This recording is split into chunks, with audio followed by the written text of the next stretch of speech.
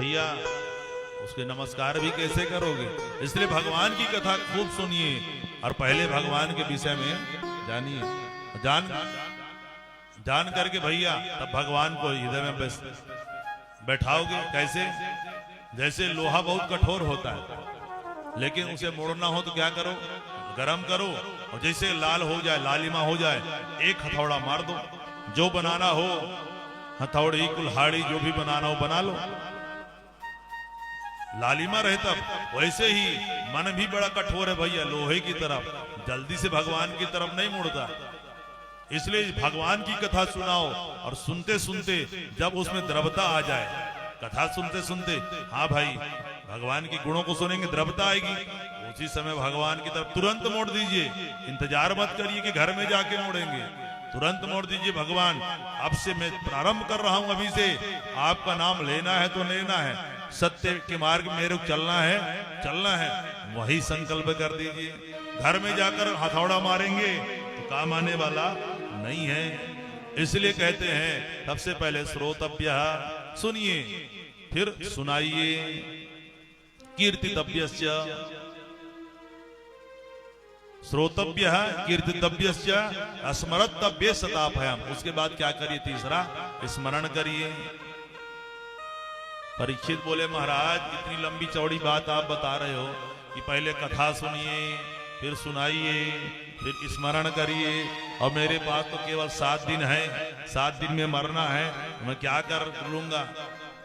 सुखदेव भगवान बोले देखो भैया, अंतिम क्षण भी कोई भगवान का ध्यान कर लिया उसकी मुक्ति हो जाती है। राजा खड़वांग ने अंतिम क्षण में भगवान को स्मरण किया तो उसकी मुक्ति हो गई। इसलिए एक मुहूर्त ही काफी है। ऐसा जैसे बताया तो परीक्षित का डर जो है भाग गया। देखिए डॉक्टर की अपनी अपनी विशेषता होती है। कई डॉक्टर के पास जाइए, आप बीमारी बताइए, डॉक्टर साहब ये भी बीमारी है, डॉक्टर साहब तुरंत कहेंगे दवाई लो, सुबह शाम पाना, 4 दिन में बीमारी ठीक हो जाएगी, नहीं होगी दोबारा मेरे पास आ जाना है, फोन कर लेना, बोलिए राधे राधे। तो ठीक है, लेकिन कई डॉक्टर ऐसे होते भैया, प्राइवेट हॉस्पिटल जो बड़े बड़े खुले हुए हैं ना, वहां पहुंच जाओ तो डॉक्टर साहब क्या कहेंगे? डॉक्टर साहब तो पहले नहीं मिलेंगे, उनके चेले मिलेंगे। भैया 2 लाख रुपए जमा करो पहले, तो डॉक्टर साहब हाथ लगाएंगे, है तो 2 लाख सुन के भैया जो न मरने वाला व्यक्ति पता चले वो भी राधे राधे हो जाए, है? तो सुखदेव जी क्या है? अध्यात्म के प्रबुद्ध डॉक्टर हैं। बोले चिंता करने की जरूरत नहीं है, अंतिम क्षण भी जो भगवान को ध्यान कर लिया उसकी मुक्ति हो जाती है। और ध्यान करने के लिए देखो 4 बातों का अभ्यास करना चाहिए। कौन कौन से? कि जितासनो जित श्वासो जित संगो जितेन्द्रिय स्थूले भगवतो रूप मनः संधारयेद्धियः। क्या करना चाहिए? सबसे पहले जितासनो, आसन को जीतिए। आसन को कैसे जीतेंगे? एक आसन में लगातार बैठने का अभ्यास। रीढ़ की हड्डी बिल्कुल सीधी होनी चाहिए, या सीधी करके बैठिए और कई घंटों तक। क्यों भाई? बैठने का अभ्यास नहीं होगा तो कथा सुनने बैठे, कहीं हाथ फैलाने लगे, कहीं पैर फैलाने लगे। क्यों? अब कोई समस्या है तो अलग बात है, जिसको नहीं है भाई उनको समस्या है मान लीजिए, ठीक है ना। जिनको नहीं है तो उनको कम से कम क्या करना चाहिए? हर किसी को सीधी एक आसन में बैठने का जो अभ्यास करना चाहिए। जितासनो जित श्वासो। उसके बाद दूसरी प्रक्रिया क्या? श्वास को जीतिए।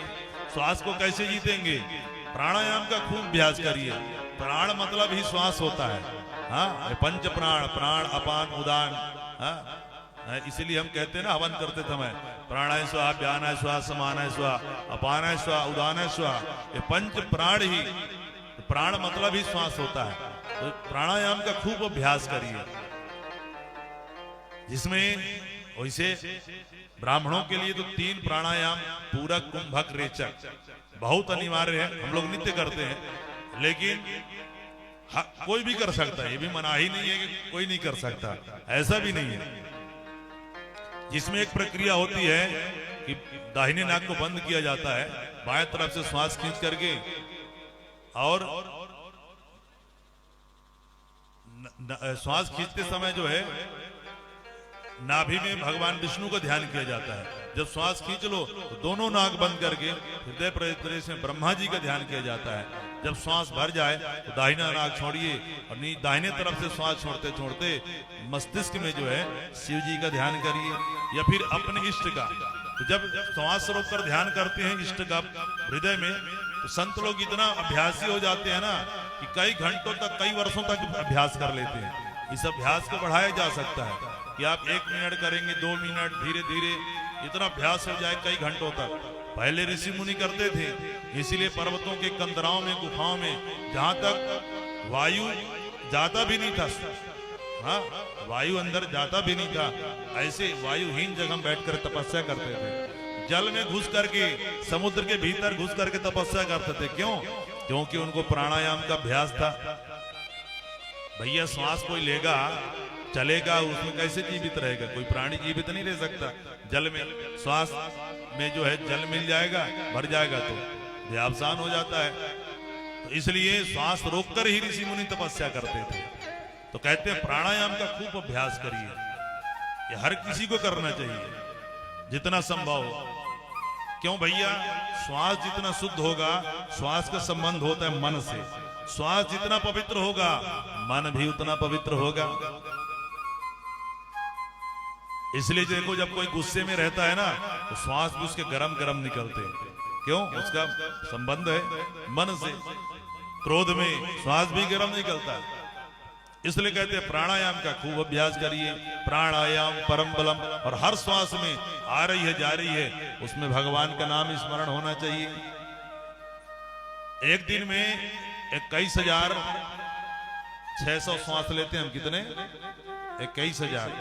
भैया यदि मान लो धोखे से 2100 भी नाम जप लिया, मान लो कम से कम, तो बताओ कोई बड़े बड़े अनुष्ठान कराने का आपको आवश्यकता जीवन में ना पड़ेगी। इसलिए श्वास श्वास में कृष्ण भज, वृथा श्वास मत खोए, ना जाने या श्वास को फिर आवन होए न होए।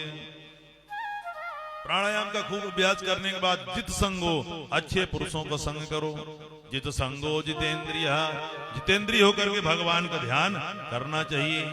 भगवान के ध्यान की विधि बताई है, 2 विधि, स्थूल रूप और सूक्ष्म रूप। बस 5 से 10 मिनट की कथा और आप लोग श्रवण करेंगे, मन को एकाग्र कर लीजिए। और कहेंगे तो हम 10 से बढ़ा भी देंगे, लेकिन कम से कम 10 मिनट सुन लीजिए। बोलिए राधे राधे। उसके बाद सुखदेव जी का दिव्य दर्शन करेंगे। स्थूल रूप और सूक्ष्म रूप से भगवान के ध्यान की विधि बताई है। स्थूल रूप कैसे? इस पूरा संसार जो दिखाई दे रहा है ये भगवान के स्वरूप है। जितनी नदियां दिखाई दे रही हैं भैया, ये भगवान की नसें हैं। क्या है? नसें। बड़े बड़े वृक्ष हैं, घास है, भगवान के रोम केश है।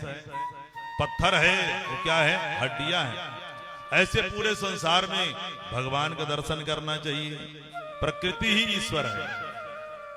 अब शास्त्रों का अध्ययन करेंगे तो हर वृक्ष में कोई ना कोई देवता का वास होता है। हर वृक्ष में है? देवी देवता। महुए के वृक्ष में कभी न सुने होंगे देवी का वास होता है, लेकिन महुए में भी देवी का वास होता है। देवी पुराण में वर्णन है, चैत्र शुक्ल पक्ष तृतीया को उनका पूजन होता है। महुए के वृक्ष का जो पूजन करता है तृतीया के दिन, चैत्र शुक्ल पक्ष, तो उनकी मनोकामनाओं की पूर्ति होती है। तो सभी वृक्ष में भैया कोई ना कोई देवता का जो है वास होता है। बोलिए राधे राधे। इसलिए स्थूल पूरे संसार में भगवान का दर्शन करिए। सूक्ष्म रूप मतलब जो योगी लोग, बड़े बड़े योगी योगिनी शक्ति, कुंडलिनी शक्ति का ध्यान करते हैं और हृदय में भगवान का ध्यान करते हैं, वो पूरी विधि विस्तार से बताई है।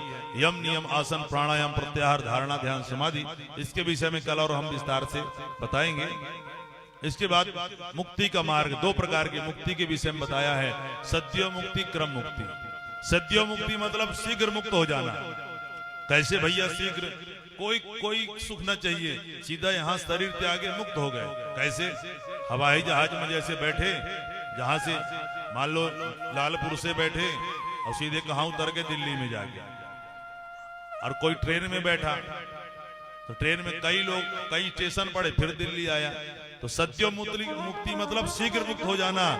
और क्रम मुक्ति मतलब कई लोगों के सुख को भोगते हुए, अनेक लोगों सुख को भोगते हुए अंत में कहा मुक्त हो जाना। तो दोनों प्रकार की मुक्ति का मार्ग बताया है। किस कामना से किस देवता का पूजन करना चाहिए। जिसको अन्न की कामना है तो अदिति मैया की उपासना करेंगे। जो अपने आप को सुंदर बनाना चाहता है तो गंधर्वों की उपासना करेंगे। जो अपना ब्रह्म तेज की बढ़ाना चाहता है तो बृहस्पति जी की उपासना करेंगे। जो विद्या प्राप्त करना चाहता है तो भोलेनाथ की उपासना करेंगे।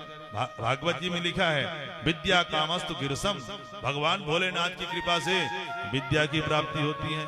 जो दाम्पत्य जीवन सुखमय बनाना चाहते हैं तो माता भवानी की उपासना करें। माताएं खूब पूजा करती हैं भवानी मैया की। जो राजपद प्राप्त करना चाहता है तो मनमोह की उपासना करें। इसके विरुद्ध जो कुछ ना पाना चाहता हो, क्या किनका उपासना करे? नारायण की उपासना करें। कि अकामः सर्व कामो वा मोक्ष काम उदारधी तीव्रेण भक्ति योगेन यजेत पुरुषं परम। लेकिन अकाम हो, सकाम हो, निष्काम हो, मानव मात्र को भगवान की उपासना करनी ही चाहिए। जो मानव देह पाकर के परमात्मा की उपासना नहीं करता, केवल वासना में रत रहता है, उसकी तुलना 4 पशुओं से की गई है। कौन कौन से? सबिट बरा होस्ट खरई संस्थ है पुरुष है पशु। पहली उपमा किसे दी गई है? कुत्ता से। कुत्ता क्या करता है भैया? एक कुत्ता दूसरे कुत्ते से जब कहीं मिल गया कुत्ता तो कैसे बातें करते हैं आपस में दोनों। इस समय आपके घर के पास खूब बातें करते हैं, बोलिए राधे राधे। तो कैसे गुर्राना चालू कर दिए, भो भो, लड़ाई झगड़ा जो है चालू है कुत्ता। तो ऐसे ही मानो छोटी छोटी बातों में एक दूसरे से लड़ाई झगड़ा करते हैं। तो ऐसे मानव को देखकर कुत्ता प्रसन्न होता है कि भैया तुम में और हम में कोई अंतर नहीं है। हम भले कुत्ते भय लेकिन तुम कुत्ते से भी गए हो। बोलिए राधे राधे है? तो पहली तुलना किससे दी गई है? कुत्ते से दी गई है। दूसरा बिटबराह। बिटबराह किसे कहते हैं? ग्रामीण सूकर। ग्रामीण सूकर क्या करता है भैया? ढूंढते रहता है गंदगी, कहाँ पे गंदा मिले। जहां गंदगी दुर्गंध आई, खोदना प्रारंभ कर दिया। ऐसे हम लोग ढूंढते रहते हैं भैया, कहाँ से मिल जाए। नहीं सोचते कि ईमानदारी का है कि बेईमानी का है, जैसा भी हो आ जाए। पहले लोग बेईमानी के ढंग से जो डरते थे कि हमारी बुद्धि खराब हो जाएगी, हमारे पुत्र की बुद्धि खराब हो जाएगी, संतान की बुद्धि खराब हो जाएगी, डरते थे, हाथ नहीं लगाते थे। लेकिन आजकल तो भैया ढूंढते रहते हैं।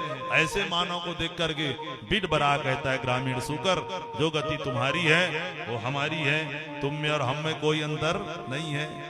तीसरा उपमा दिया गया है ऊंट से। गर्भेड़ तुंगर सिरा। ऊंट क्या करता है? सिर उठा के चलता है। थोड़ी बहुत पद प्रतिष्ठा मिल गई, थोड़ा बहुत धनवान हो गए, पहलवान हो गए, पदवान हो गए, हाँ तो अहंकार आ गया। अरे भैया हम इतने बड़े, संतों के सामने, ब्राह्मणों के सामने, बड़ों के सामने झुकने में शर्म आने लगती है। अरे हम इतने बड़े, इनके पास क्या है, हम काहे झुके हैं? ऐसा जब भावना आ जाता है, ऐसे प्राणी को देख करके ऊंट प्रसन्न होता है कि तुम में और हम में कोई अंतर नहीं है। हम भी सिर उठा के चलते हैं और तुम भी सिर उठा के चलते हो। चौथी उपमा दी गई है गधे से। गधा क्या करता है? गधा जीवन भर यंत्र मालिक के लिए काम करता है, ईंटा ढोता है, गारा ढोता है। और कभी किसी गधे को कोई पुरस्कार मिला? नहीं मिला। जब भी मिला मालिक के 4 डंडे मिले। ऐसे गधा जब बिना काम का नहीं रह जाता, मालिक धक्के मार के बाहर कर देता है। ऐसे इस शरीर की गति है। ये शरीर क्या करता है? गधे की भांति काम करता है भैया। जीवन भर घर परिवार के लिए इधर उधर मेहनत करके कमाया, खिलाया, लेकिन चौथे पन को पहुंच गया है, खटिया में पड़ा हुआ है। कहो बाबा भजन करो, चिंता लगाए हुए घरे परिवार को। क्या कहता है?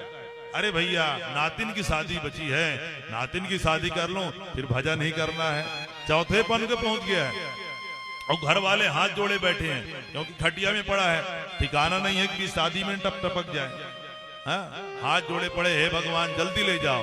और ये कह रहा है कि नातिन की शादी देखे बिना बचाने वाला नहीं। बोलिए राधे राधे।